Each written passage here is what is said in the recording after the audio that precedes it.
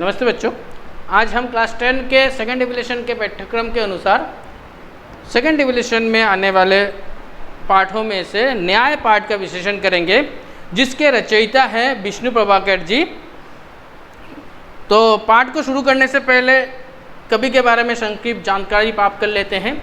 कवि विष्णु प्रभाकर जी का जन्म उत्तर प्रदेश के मुजफ्फरनगर जिले के गांव मीरापुर में सन 21 जून 1912 को हुआ था। उनके पिता का नाम दुर्गा प्रसाद था। धार्मिक विचारों वाले व्यक्ति थे वे धार्मिक विचारों वाले व्यक्ति थे, धर्म में विश्वास रखते थे। और उनकी माता का नाम था महादेवी। वे एक पढ़ी लिखी महिला थी। उनकी माता पढ़ी लिखी महिला थी, जिन्होंने पर्दा प्रथा का विरोध किया था। उन्होंने पर्दा प्रथा का विरोध भी किया था उनकी माता ने। उनकी पत्नी का नाम सुशीला था। प्रभाकर जी ने नाटक और एकांकियों के अलावा अनेक उपन्यास, यात्रा, संस्मरण तथा कहानियां भी लिखी हैं। एकांकियों का मतलब होता है वन एक्ट प्ले, ठीक है, वन एक्ट प्ले। उनकी कृतियों में देश प्रेम, राष्ट्र प्रेम, उनकी जो रचना है, उनकी कृतियां जो है, जिनकी वजह से वो दुनिया भर में प्रसिद्ध हुए हैं, इनमें से देश प्रेम, राष्ट्र प्रेम तथा सामाजिक विकास मुख्य रूप है। सामाजिक विकास उनकी मुख्य नज़रिया था उनकी रचनाओं में।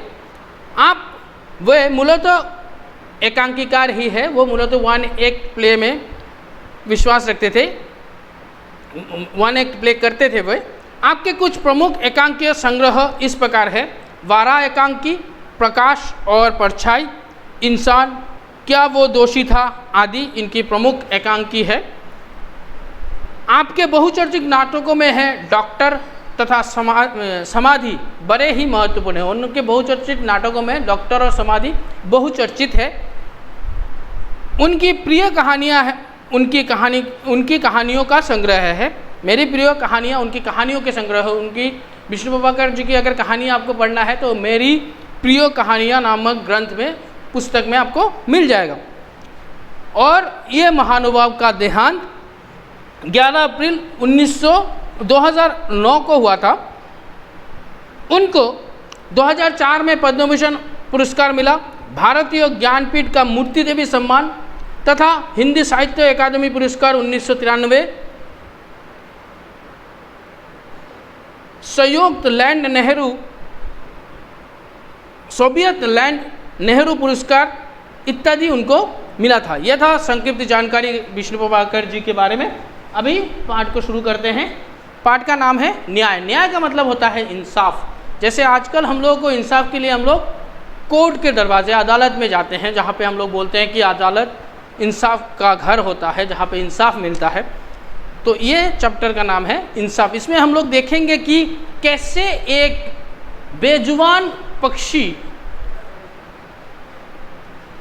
जो घायल होता है, फिर भी उसको लेकर राजप्रसाद में, राजा के महल में, उसका जो विचार होता है कि जिसने उसको घायल किया है ये पक्षी उसका है, या जिसने उसको बचाया है ये पक्षी उसका है। इसको लेके जो विवाद होता है, जो झगड़ा होता है, और उसमें से राजा का जो इंसाफ होता है वो देखने को मिलेगा।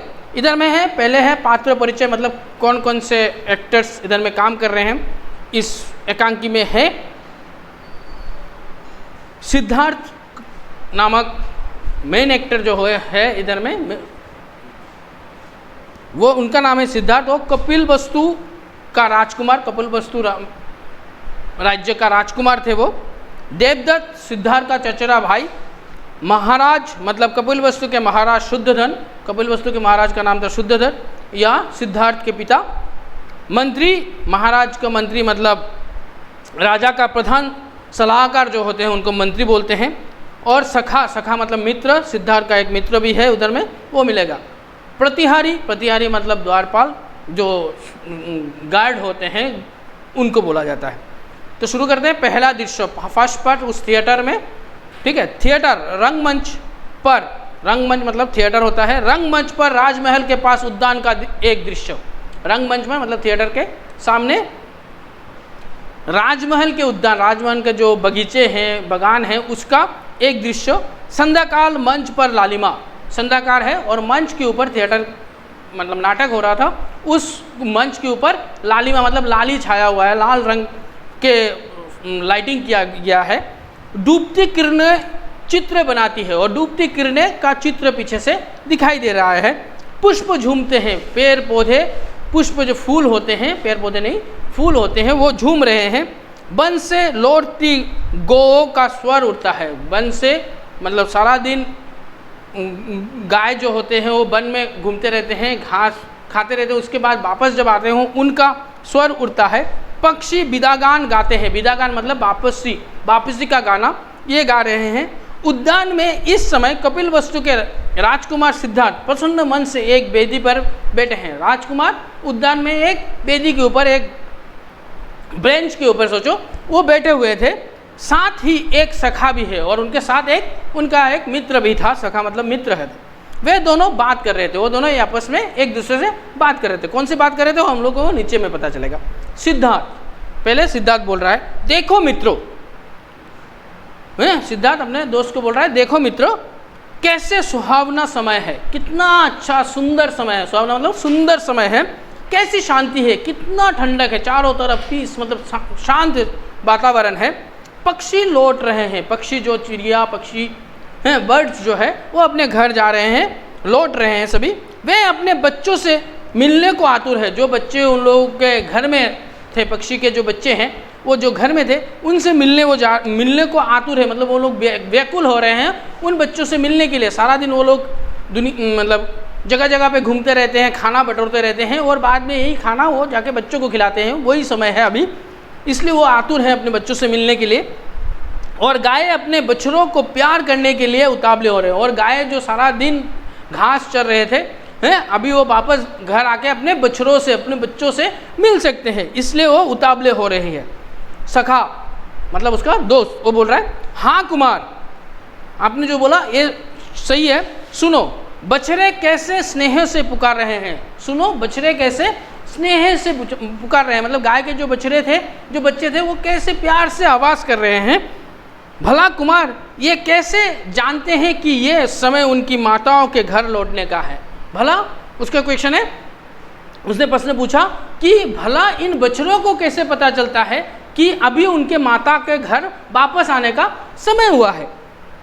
सिद्धार्थ तुम्हारी बात तो ठीक है, सिद्धार्थ बोल रहा है तुम्हारी बात तो ठीक है, पर देखो ना, पर देखो एक चीज़, जब भोजन का समय होता है तो हमें भूख अपने आप लग जाती है, लेकिन जब हम लोग को भूख लगता है तो अपने आप हम लोग को महसूस होना शुरू होता है कि हम लोगों को भूख लग रहा है ना। सिद्धार्थ इसके माध्यम से उसको समझाने की कोशिश कर रहा है कि कैसे बछड़ों को पता चलता है कि गाय उनकी माताओं का उनके माता पिताओं का घर आने का समय हुआ है। उसी एग्जाम्पल उसके उदाहरण देते हुए सिद्धार्थ बोल रहे थे कि जैसे हम लोगों को भूख लगने के बाद हम लोग को पता हो जाता है कि अभी हम लोगों का खाने का टाइम हो रहा है, अभी हम लोग को भूख लगा है, समय होता है तो भूखे अपने आप लग जाती है। सका हाँ कुमार, सोने के वक्त नींद भी आ जाती है, और जब हम लोग सोने के लिए जाते हैं तो हम लोग को नींद भी आ जाता है। लेकिन हम लोग जब आँख बंद करते हैं तो हम लोग को मतलब अभी हम लोग अगर दिमाग से सोचते हैं कि अभी नींद का टाइम हो गया है, तो हम लोग जैसे बिस्तर में जाएंगे आँख बंद करके तो हम लोग को नींद आ जाएगा, ये बोल रहा है सिद्धार्थ। ऐसे कैसे हो जाता है मित्र, सिद्धार्थ बोल रहा है ऐसे कैसे होता है मित्र, कैसे हम लोग को भूख लगता है और हम लोग को समझ में आ जाता है कि अभी भूख लग रहा है, कैसे हम लोग को नींद आता है। यही बात बड़े अचरज की बात है, बड़ी उलझन की बात है ये चीज़, ये कैसे होता है, ये क्वेश्चन उन लोग के दिमाग में घूम रहा था। सखा अचरज तो है ही, सखा बोल रहा है, दोस्त बोल रहा है कि अचरज की बात तो है, बड़ी दुविधा की बात है ये। देखो ना सूरज रोज सवेरे पूर्व दिशा से निकलता है, सूरज रोज सवेरे पूर्व दिशा से ही निकलता है और शाम को पश्चिम में छिप जाता है, और शाम को पश्चिम की ओर वो डूब जाता है या छिप जाता है।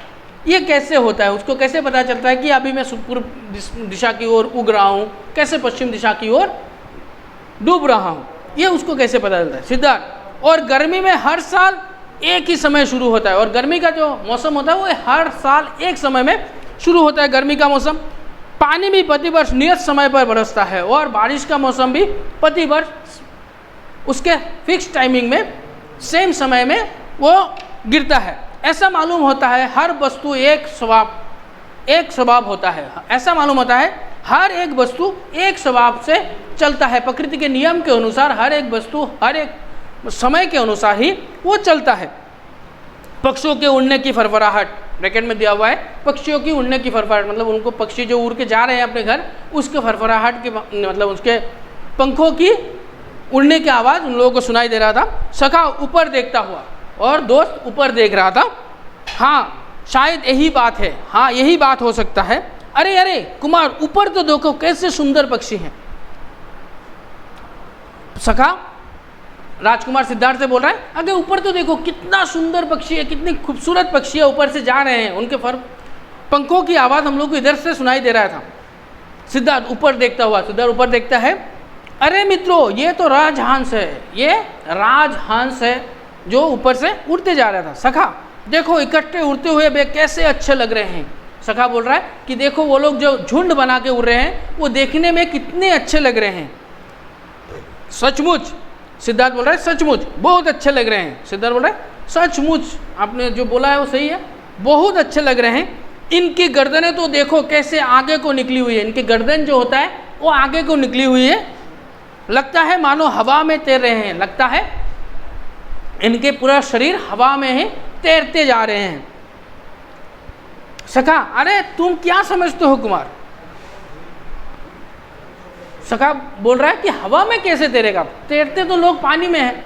इसलिए उसने पूछा अरे तुम क्या समझते हो कुमार, ये तैर तो रहे ही है। पानी पर चलना तैरना कहलाता है और हवा में चलना उड़ना। सखा अभी सिद्धार्थ को समझा रहा है कि पानी पे जो चलता है, पानी पे जो तैरते हैं उसको तैरना कहते हैं और हवा में जो करता है उसको उड़ना कहते हैं। मतलब सिद्धार्थ ने गलत बोला है, उसने बोला कि उसकी गर्दन हवा में तैर रही है लेकिन उसकी गर्दन हवा में उड़ रही थी, ये बोल सकता था। सिद्धार्थ हंसकर बोला सच मित्रों तुम तो बहुत बातें जानते हो। सिद्धार्थ हंसकर अपने दोस्त को बोल रहा है तुम तो बहुत बातें जानते हो, हाँ तुम्हें पता चल गया कि मैंने गलत बोला है कि हवा में तो तैरते नहीं है, हवा में उड़ते हैं। ये चीज़ लेके वो लोग हंस रहे थे। सखा भी हंसकर पर तुमसे कम, और दोस्त एक दूसरे को मजाक में बोल रहे थे पर तुमसे कम जानता हूँ मैं। हैं गुरुजी कहते थे, उनके जो पाठशाला थे उनके गुरुजी थे, गुरुकुल के जो गुरु होते हैं वो बोलते थे सिद्धार्थ पिछले जन्म में अवश्य कोई योगी था। सिद्धार्थ को देख के गुरुजी बोलते थे कि वो पिछले जन्म में है, पिछला जन्म अगर होता है तो उस पिछले जन्म में वो एक योगी था, एक साधु था, संत था जो बहुत कुछ जानता था। सिद्धार्थ अचरज से सच, सिद्धार्थ अचरज से मतलब शौक होके वो बोल रहे सच, गुरुजी ऐसे बोलते थे। सखा सच, सखा बोल रहा है हाँ सच गुरुजी ऐसे बोलते थे। सिद्धार्थ ऊपर देखते देखते बोल रहा है अच्छी बात है गुरुजी ने अगर ऐसा बोला है तो सही होगा। मैं गुरुजी से पूछूंगा, मैं जाकर गुरुजी से कल पूछूंगा योगी किसे कहते हैं। गुरुजी से उसका क्वेश्चन होगा कि योगी जो होता है वो किस चीज़ को कहते हैं। अरे मित्रों देखो, अभी और एक बात की ओर, अरे मित्रों देखो तुम तो बहुत बातें जानते हो। योगी किसे कहते हैं ये सिद्धार्थ गुरुजी से पूछेगा, ये उसने बोला है। और फिर बोल रहा है अरे मित्र देखो तुम तो बहुत बातें जानते हो, तुम तो बहुत कुछ जानते हो। अपने दोस्त से बोल रहा है। सखा घबरा कर क्या हुआ कुमार? अरे मित्र देखो बोला क्या हुआ बताओ क्या हुआ? अरे ये किसने तीर चलाया? अचानक से वो देखता है कि किसी ने तीर चलाया है। सिद्धार्थ उतावलेपन मतलब पागलपन छा जाना, किसी चीज़ के ऊपर हड़बड़ाहट छा जाना, ऐसा उतावलेपन से। और उस पक्षी को देखो वो किस तेजी से भूमि पर आ रहा है। मतलब किसी ने उन पक्षियों के झुंड में से किसी एक पक्षी के ऊपर तीर चलाया है जिससे घायल होकर वो पक्षी तेजी से नीचे की ओर जमीन की ओर आ रहा था। सखा उसी तरह ही देख रहा था। वो घायल हो गया है। सखा बोल रहा है कि वो घायल हो गया है पक्षी। उसकी चीख तो सुनो, उसकी चीख मतलब वो चीखता हुआ नीचे गिर रही थी। घायल होने के बाद जैसे भी हम लोगों को चोट लगता है तो हम लोग भी चीखते हैं, उसी तरह पक्षी घायल हुआ है तो वो भी अपने चीख से वो नीचे की तरफ आ रही थी। चीख तो सुनो। और वे शेष पक्षी कैसे प्राण लेकर भाग रहे हैं, और बाकी जो झुंड के जो बाकी पक्षी थे, शेष पक्षी मतलब बाकी जो पक्षी थे, वो कैसे अपने प्राण बचाकर भाग रहे थे इसको छोड़कर।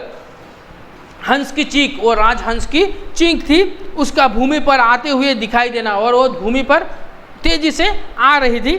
सिद्धार्थ आगे बढ़ते हैं, सिद्धार्थ दौड़ के आगे बढ़ते हैं, हंस उसके पास आ गिरता है, और हंस उसके पास आकर ही घायल होकर उसके पास आकर गिरता है। उसके शरीर में तीर लगा हुआ है और रक्त बह रहा था। उसके शरीर में वो घायल हुआ है, किसी ने तीर चलाया है, जो तीर उसके शरीर में, उस पक्षी के शरीर में लगा है, और उससे खून निकल रहा था, रक्त बह रहा था।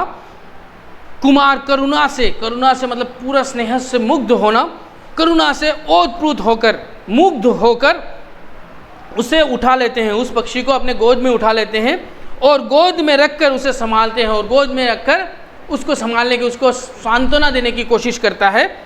सिद्धार्थ, किस निर्दयी ने इस भोले वाले पक्षी को घायल किया है? सिद्धार्थ क्वेश्चन पूछता है, प्रश्न पूछता है, किस निर्दयी, किसके मन में दया नाम की कोई चीज़ नहीं है जिसने इस पक्षी को, इस भोले वाले पक्षी को घायल किया है? इसने किसी का क्या बिगाड़ा था? इस पक्षी ने किसका क्या बिगाड़ा था जो इसको घायल किया गया है, इसको तीर चलाया गया, इसके ऊपर वार किया गया है, इसने किसका क्या बिगाड़ा था? यह क्वेश्चन सिद्धार्थ पूछता है। सखा, ये सुंदर जो है, प्यारा जो लगता है। सखा बोल रहा है कि ये सुंदर है, प्यारा लगता है, इसलिए किसी ने इसको घायल किया होगा। अभी देखना सिद्धार्थ कैसे उत्तर देता है। हंस के शरीर से तीर निकालते हुए सिद्धार्थ हंस के शरीर से धीरे से तीर को निकालता है। क्यों सुंदर होना पाप है? सिद्धार्थ क्वेश्चन पूछता है, क्यों? सखा से पूछता है कि क्यों सुंदर होना पाप है? क्या प्यारा लगना बुरा है? क्या किसी चीज़ को प्यारा लगना बुरा होता है जिसकी वजह से उसको घायल किया जाता है? माँ जब मुझे कहती है सिद्धार्थ तुम कितने प्यारे हो, तो वे मुझे मारती नहीं। जब माँ बच्चे को गोद में लेता है, माँ बच्चे को प्यार से बोलता है कि बच्चा तुम बहुत प्यारे लगते हो, बहुत क्यूट लगते हो, तो माँ तो हमें मारती नहीं। तो इस बेजुबान पक्षी ने किसका क्या बिगाड़ा था जो इसको घायल किया गया है? क्या प्यारा लगना बुरी बात है? क्या प्यारा लगना उसका गुनाह था? क्या उसका सुंदर होना उसका गुनाह था? मारती नहीं, बल्कि मुझे और भी ज़्यादा प्यार करती है। जब माँ बच्चों को प्यारा लगता है बोल के, उसको मारती नहीं, उसको और भी ज़्यादा प्यार करता है। तीर निकल जाने पर हंस सुख अनुभव करता है। तीर निकल जाने के बाद हंस को थोड़ा आराम मिलता है और बड़े अनुराग से कुमार की गोदी में चिपक जाता है, और बड़े अनुराग से कुमार की गोदी के साथ वो पूरी तरह से चिपक जाता है। कुमार स्नेहों से उसके शरीर पर हाथ फेरते हैं। कुमार स्नेहों के साथ, प्यार के साथ उसके शरीर में हाथ फेरते रहते हैं ताकि उसको थोड़ा दर्द कम हो जाए। सखा, तुम मनुष्य हो कुमार। सखा फिर से उस बात के ऊपर, तुम मनुष्य हो कुमार, मनुष्य को इस प्रकार नहीं मारा जाता। वो बोलता है तुम्हारा माँ इसलिए तुम्हें नहीं मारती है क्योंकि तुम मनुष्य हो, और मनुष्य को कोई भी ऐसे नहीं मारता। सखा ये उत्तर कुमार को देते हैं, सिद्धार्थ को देते हैं। सिद्धार्थ, और पक्षी को मारा जाता है? सिद्धार्थ बोलता है मैं मनुष्य हूँ इसलिए मैं प्यारा लगता हूँ तो मुझे मारा नहीं जाता है, और ये बेजुबान पक्षी इसको मारा जा सकता है? हैं? सका, हाँ, पक्षी का शिकार खेलना मनुष्य का धर्म है, विशेषकर क्षत्रियों का। वो बोलता है कि पक्षियों का शिकार करना मनुष्य का धर्म होता है। पक्षियों को शिकार करना ये मनुष्य का धर्म होता है, विशेषकर क्षत्रियों का। क्षत्रिय मतलब जो राजकुल में जन्म लेते हैं उनको क्षत्रिय बोलते हैं, जो शस्त्रों के साथ खेलते हैं। ज़्यादातर राजकुल में जन्म लेने वाले लोगों को क्षत्रिय कहा जाता है। तो विशेषकर क्षत्रियों का खेल होता है शिकार करना, तो इसलिए वो लोग पक्षियों का शिकार करते हैं, जानवरों का शिकार करते हैं, बेजुबान पशु पक्षियों का शिकार करते हैं।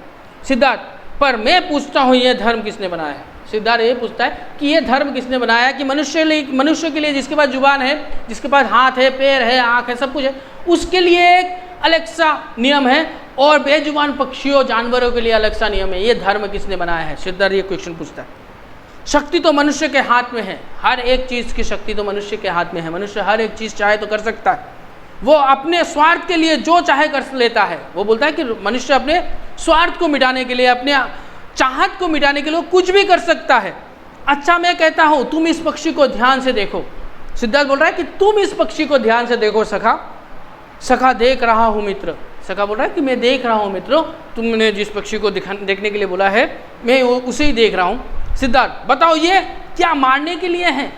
अब बताओ, तुम इसको देख के बताओ कि ये क्या मारने के लिए जन्मा है? इसको ऐसे घायल करना ठीक है, उचित है? क्या तुम्हारा मन मारने को चाहता है? क्या इसको देखने के बाद तुम्हारा मन चाहता है कि इसको मारो? सखा कांपता सा कुमार, सवार कांप कांप के उत्तर दे रहा है, कुमार सिद्धार्थ बताओ सखे।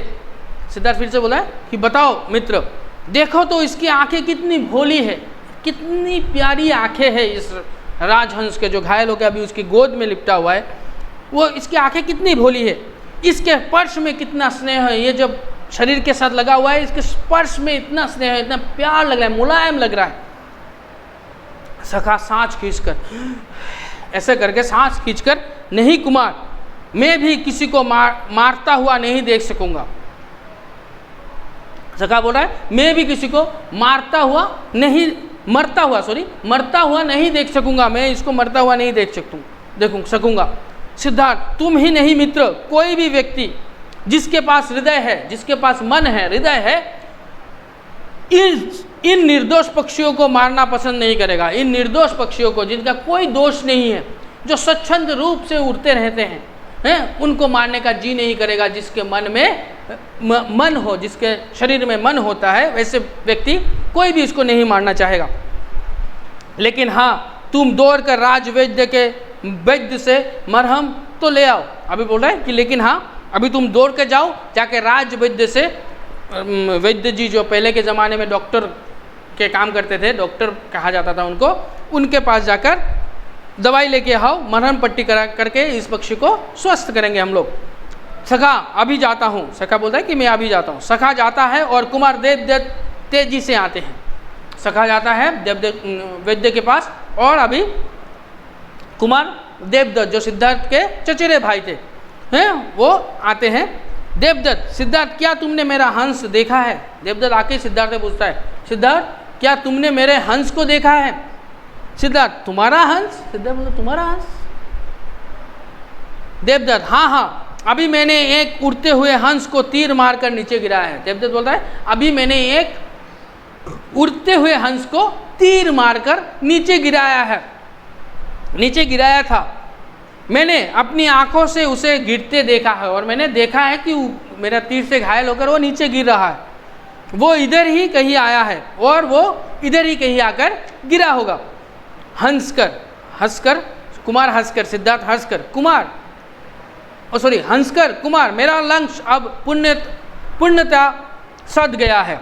हंसकर देवदत्त प्राउडली बोल के, हंस के बोल रहा है, मेरा लक्ष्य अब पूर्णता से सध गया है, मतलब अभी मेरा लक्ष्य भ्रष्ट नहीं होता है, लक्ष्य जगह पे जाके लगता है। कल मैं गुरुजी से कहूँगा, कल मैं जाकर गुरुजी से कहूँगा कि मैंने एक उड़ते हुए हंस को मार के नीचे गिराया है, देखिए मेरा धनुष चलाना कितना अच्छा हो गया है। वे कितने प्रसन्न होंगे, वो गुरुजी बहुत खुश होंगे। तुम मेरी गवाही दोगे ना? और सिद्धार्थ से पूछ रहा है कि तुम मेरी गवाही दोगे ना कि हाँ मेरा लक्ष्य अभी अच्छी तरह से लगता है ये इन सब बातों में। सिद्धार्थ हाँ मैं तुम्हारी गवाही दूंगा। देवदत्त, सिद्धार्थ बोल रहे हैं हाँ मैं तुम्हारा गवाही जरूर दूंगा। तुमने एक निर्दोष पक्षी की हत्या की है, इस चीज़ की गवाही दूंगा कि तुमने एक निर्दोष पक्षी की हत्या की है। इसका प्रमाण ये हंस है, इसका जो प्रमाण है, इसका जो सबूत है वो ये हंस है। हंस को आगे बढ़ाते हैं, सिद्धार्थ हंस को आगे बढ़ा कर दिखाते हैं। वो सहसा देवदत्त को देखकर चीखता है और सिद्धार्थ की गोद में दुबक जाता है। और सहसा देवदत्त को जैसे ही वो देखता है, हंस देख के वो चीखता है और फिर से जाके सिद्धार्थ के शरीर से वो गोद में लिपट जाता है। देवदत्त आह मेरा हंस तुम्हारे पास है? ओह मेरा हंस तुम्हारे पास है? देवदत्त बोल रहे हैं लाओ पहले इसे मुझे दो, पहले इसको मुझे दो, विवाद पीछे होगा। जो झगड़ा है हम दोनों के, विवाद का मतलब होता है झगड़ा, जो झगड़ा है वो हम लोग बाद में करेंगे। सिद्धार्थ क्यों दूँ? सिद्धार्थ बोल रहा है मैं क्यों दूँ ये हंस तुम्हें? देवदत्त क्योंकि ये मेरा है। देवदत्त बोल रहा है क्योंकि ये मेरा हंस है। सिद्धार्थ इसका प्रमाण, इसका क्या प्रमाण है कि ये तुम्हारा हंस है? सबूत दो, प्रमाण दो, ये हंस तुम्हारा है तो मैं दे दूंगा। देवदत्त प्रमाण? अरे प्रमाण क्या? प्रमाण क्या है? मैंने इसे मारा है, इसके शरीर में मेरा तीर लगा है। मैंने इसको मारा है और इसके शरीर में मेरा तीर लगा हुआ है, इसलिए ये हंस मेरा है। ये देवदत्त ने बोला है। सिद्धार्थ बोला है, सिद्धार्थ बोलते हैं तुमने मारा है परंतु मैंने बचाया है। तुमने इसको मारा है लेकिन इसको बचाया है मैंने। इसलिए ये हंस मेरा है, मैं तुम्हें नहीं दूंगा। इसलिए ये हंस मेरा है क्योंकि मैंने इसको बचाया है, तो ये हंस मैं तुम्हें नहीं दूंगा। देवदत्त, तुम्हें देना होगा सिद्धार्थ। देवदत्त अभी हट से मतलब गुस्से के साथ, तुम्हें देना होगा सिद्धार्थ। सिद्धार्थ, नहीं देवदत्त। सिद्धार्थ फिर से बोल रहा है कि नहीं, मैं नहीं दूंगा। देवदत्त, तुम राजकुमार हो इसलिए धौंस जमाना चाहते हो। देवदत्त अभी उसके पोजीशन की ओर चला गया बात करते करते। अभी बोल रहा है कि तुम राजकुमार हो इसलिए अपने धौप जमा रहे हो, अपने ताकत दिखा रहे हो। पर यह ना भूलना कि मैं भी राजकुमार हूँ। पर यह भी मत भूलो कि मैं भी राजकुमार हूँ। अगर तुम राजकुमार हो तो मैं भी राजकुमार हूँ, इसलिए ये मेरा हंस है, मुझे दे दो। सिद्धार्थ मुस्कुरा कर, सिद्धार्थ हंस कर बोल रहे हैं, मैं कब कहता हूँ तुम राजकुमार नहीं हो? मैंने कब कहा कि तुम राजकुमार नहीं हो? पर उससे क्या होता है? पर राजकुमार होने से क्या होता है? मैं ये हंस तुमको कभी नहीं दूंगा। ये हंस मैं तुम्हें कभी भी नहीं दूंगा। सखा का प्रवेश। अभी उसका जो दोस्त वैद्य जी को लाने गया था वो आता है। वो अचरज से देवदत्त को देखता है और फिर हंस को मरहम लगाता है। वो अचरज के मतलब शौक की तरह देवदत्त की ओर देखता है और हंस को मरहम लगाता है। हंस फरफराता है और गोदी में चिपक जाता है, शांत हो जाता है। हंस फरफराते हुए मरहम लगाने के बाद थोड़ा जलता है, इसके कारण वो फरफराता हुआ गोदी में फिर से चिपक जाता है और शांत हो जाता है। देवदत्त, कुमार, मैं इसे लेकर छोड़ूंगा, ये मेरा है। देवदत्त फिर से बोल रहा है सिद्धार्थ को, ये मेरा हंस है, ये मैं लेकर छोड़ूंगा। ठीक है। सिद्धार्थ बोला है देखा जाएगा। सिद्धार्थ बोल रहा है जाओ देखा जाएगा। देवदत्त क्रोध से, सिद्धार्थ मैं क्षत्रिय हूँ और क्षत्रिय अपना शिकार नहीं छोड़ सकता। देवदत्त क्रोध से गुस्से में लाल पीला होकर वो फिर से सिद्धार्थ को बोल रहा है, सिद्धार्थ मैं क्षत्रिय हूँ, क्षत्रिय कभी भी अपना शिकार नहीं छोड़ सकता। सिद्धार्थ धीरे स्वर से, सिद्धार्थ गंभीर स्वर से उसको बोलता है, मैं क्षत्रिय हूँ देवदत्त, मैं भी क्षत्रिय हूँ। सिद्धार्थ बोल रहा है मैं भी क्षत्रिय हूँ और क्षत्रिय अपने शरणागत को नहीं छोड़ सकता। वह क्षत्रियों के शरण में आया हुआ कोई भी चीज़, कोई भी व्यक्ति हो, कोई भी जानवर हो, उसको वो कभी नहीं छोड़ सकता। दोनों तरफ फंस गए। देवदत्त तिल मिलाकर मतलब चिड़चिड़ा भाव से, कुमार। सिद्धार्थ शांत स्वर से, सिद्धार्थ पूरा शांत में पीस में स्वर से, ठीक है देवदत्त मैं विवश हूँ। सिद्धार्थ बोल रहा है तुम कुछ भी कर लो, मैं विवश हूँ, मैं तुम्हें यह हंस नहीं दे सकता। सखा, कुमार क्षमा करे, मैं कुछ निवेदन करूँ। सखा सिद्धार्थ से बोल रहा है कुमार क्षमा करे कि मैं कुछ निवेदन करूँ, मैं कुछ कहूँ आप लोगों को इस विचार को हल करने के लिए। सिद्धार्थ कहो मित्रों। सिद्धार्थ बोल रहा है कहिए मित्रों, कहो तुम। सखा, आप दोनों राजकुमार है, क्षत्रिय है, आप दोनों ही राजकुमार है, दोनों ही क्षत्रिय है। आपका झगड़ा इस प्रकार नहीं सुलझ सकता। आपका जो झगड़ा है इस प्रकार से खत्म नहीं हो सकता। मेरा सुझाव है कि हमें महाराज के पास चलना चाहिए। मैं सुझाव करता हूँ, मैं आपको आइडिया देता हूँ कि दोनों मिलकर हम लोग महाराज के पास चलते हैं। देवदत्त क्रोध से, देवदत्त पूरे क्रोध से, गुस्से में, मैं अभी महाराज के पास जाता हूँ, मैं अभी जा रहा हूँ महाराज के पास, जाके बोल रहा हूँ कि सिद्धार्थ मेरा हंस नहीं दे रहा। मैं उनसे तुम्हारी शिकायत करूँगा, मैं जाके महाराज से तुम्हारा शिकायत करूँगा कि तुम मेरा हंस नहीं दे रहे हो। मैं तब देखूँगा तुम मेरा हंस मुझे कैसे नहीं लौटाते, और मैं तब देखूँगा कि तुम मेरा हंस कैसे मुझे नहीं लौटाते। पैर पटकता हुआ जाता है, पैर पटकते हुए मैं जा रहा हूँ बोल के पैर पटकते हुए वो जाते हैं। सिद्धार्थ, आओ मित्रों हम भी चले। सिद्धार्थ बोल रहा है चलो मित्रों हम भी चले, महाराज ही इसका निर्णय करेंगे, महाराज ही इसका निर्णय करेंगे। सखा, चलो कुमार। सखा और सिद्धार्थ दोनों मिलके, सखा सिद्धार्थ और देवदत्त तीनों मिलकर महाराज के पास जाते हैं। दोनों जाते हैं, पट परिवर्तन। उसके बाद ड्रामा का दूसरा पार्ट हम लोग नेक्स्ट क्लास में देखेंगे कि उसके बाद क्या होता है, उसका विचार क्या होता है, उसका इंसाफ क्या होता है, यह हंस किसकी ओर जाता है, इसके बारे में हम लोग नेक्स्ट क्लास में जानकारी प्राप्त करेंगे। अगर इतना फर्स्ट पार्ट में आप लोगों को किसी तरह की कोई भी दिक्कत होता है, कोई भी परेशानी होता है, तो आप लोगों के पास मेरा कॉन्टैक्ट नंबर है, आप लोग मुझे कॉल करके पूछ सकते हो रात के 8 बजे से लेकर 10 बजे तक। ठीक है, धन्यवाद।